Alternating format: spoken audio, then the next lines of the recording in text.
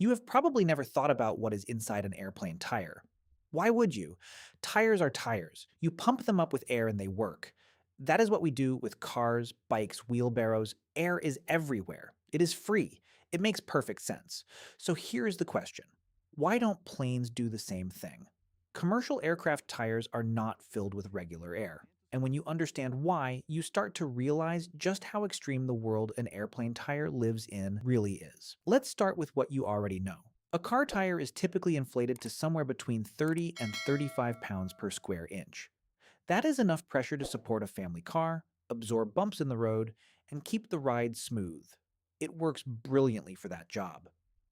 Now think about a commercial airliner. A fully loaded passenger jet can weigh well over 300 tons at the point of landing. That weight does not distribute itself gently. It slams down onto a small set of tires in a matter of seconds. Aircraft tires are inflated to around 200 pounds per square inch. Some larger aircraft use pressures closer to 250. That is roughly 6 times the pressure of a typical car tire. The tires have to be that hard to avoid collapsing under the load. A softer tire would simply be crushed flat on contact. But pressure alone is not the interesting part. When a plane lands, the wheels are not spinning. The aircraft has been gliding through the air. The tires have been sitting still, attached to a stationary set of landing gear. Then, in an instant, they touch a runway at speeds of around 150 to 180 miles per hour. The rubber goes from 0 to that speed in a fraction of a second.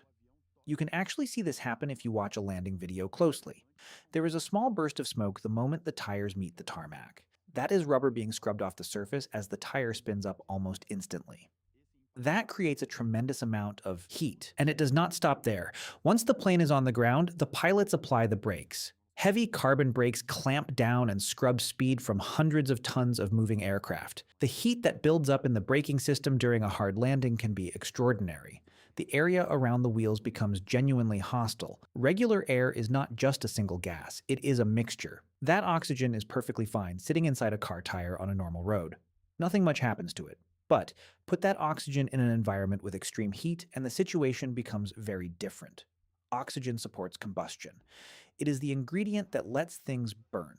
That risk is not acceptable in aviation. So engineers made a straightforward decision.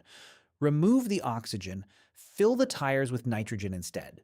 Nitrogen makes up most of the air we breathe anyway, so it is not some exotic or complicated material. But as a pure gas on its own, it behaves very differently in this situation.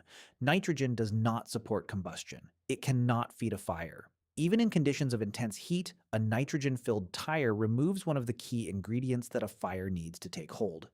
This single change makes the tire significantly safer under extreme stress. There is another benefit too.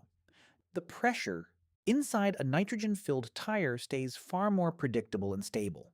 Whether the aircraft is sitting on a cold runway at night or rolling to a stop after a long descent from altitude.